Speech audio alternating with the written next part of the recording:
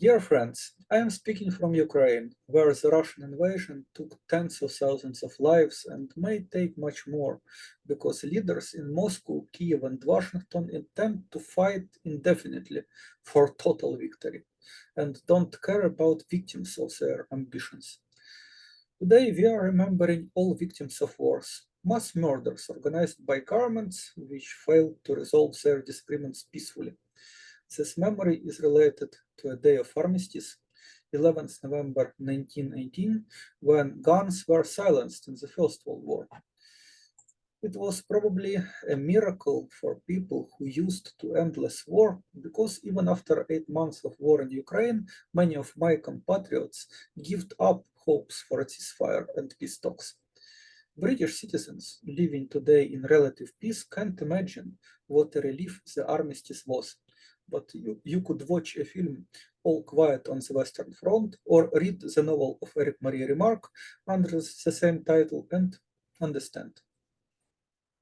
I wish every year during the century people recalled the horrors of war, gradually getting rid of armies and weapons, strengthening non-violent way of life and culture of peace. It would be natural to strive for the removal of all causes of war after honest commemoration of cruel and pointless bloodshed a century ago. Unfortunately, instead of a century of honest commemoration, we had a century of lies. Memories about insane great power politics which led to the World War are not welcomed at the Remembrance Day. Also, there is an informal taboo on remembering ignored voices of sanity and repressed conscientious objectors to military service. Some people still remember what a shameful carnage every war is, wearing white poppies to remember all killed lives, including civilians, not only soldiers. But most of people are told to honor heroic soldiers who gave their lives for the sake of militant nationalism and follow their example, which means to serve in army and to repeat bloodshed instead of civil resistance to systemic violence, refusal to be part of inhumane war machine, creation of peace movements able to cure societies from political and economic addiction to war. At least Remembrance Day is partially honest because it is mourning, not a holiday. But in Russia and in Ukraine, we used to celebrate so-called Victory Day, defeat of Nazi Germany on 9th May.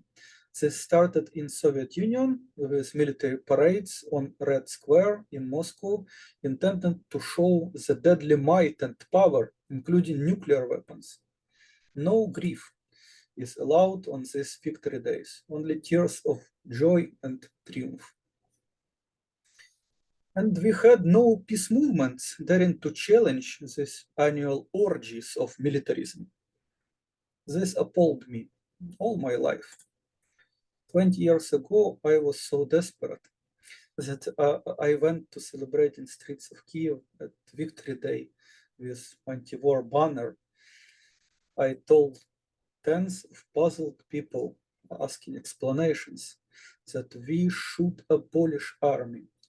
I handed out flyers printed by hand on a typewriter.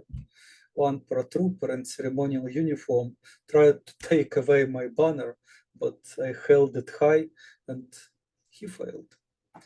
I brought the banner to eternal flame and left it there. Later, I realized I was lucky that police didn't arrest me, and it was the first public peace action in my life. Before that, I had only experience of reading anti-war poem to a recruiting officer when I was called for compulsory pre-conscription registration. Yeah, conscription. The United Kingdom was lucky to get rid of it, but we still have it. Conscription continued after the World War II because generals were allowed to celebrate this Victory Day. They were allowed to teach children there will be always a cause to die for fatherland, because supposedly there is no problem in war, all blame must be put on evil enemies and dictators with whom you can't negotiate, and shut up, traitor, if you think you can. We live in a mad world which prepares for war and wage wars all the time. Populists in charge can't live without the glory and power of war. And the military-industrial complex, always hungry for profits, turned our economies into snakes eating their own tails, like mythical monster Ouroboros. Citizens of developed countries used to think they live in peace, but there are tens of wars in the world today. And this Third World War, I mean permanent war in and against so-called Third World countries waged by the great powers, was never stopped after the formal end of the Second World War. Now the mainstream media are preparing us to tighten our belts, dress warmly, and prepare to fight for victory in World War III between the West, Russia, and China. Their contempt to our common sense is so arrogant that warmongering pundits are teaching us how to survive nuclear war, as if we seriously can do it. In fact, we can. We can't. We can't survive nuclear war.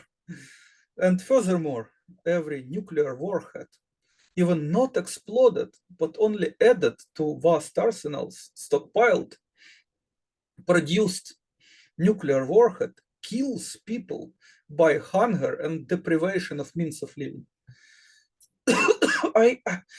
I would never wear a red poppy simply because it resembles nuclear mushroom. We must ban nukes and take seriously obligations to resolve disputes by diplomacy instead of mass murder. There is no good in any war. That is a thing which we must remember today. So let's pray for a ceasefire in all wars in the world, for a great peace talks, so fair and inclusive, that could bring to humankind a new social contract based on the abolition of war. And I would like to end my speech with a quote from a last poem of Ukrainian writer and activist Ivan Franko, which expresses his best wish shortly before his death during the First World War. Clean skies are proudly azure when bloodshed of inhuman war is ceased and peace endure.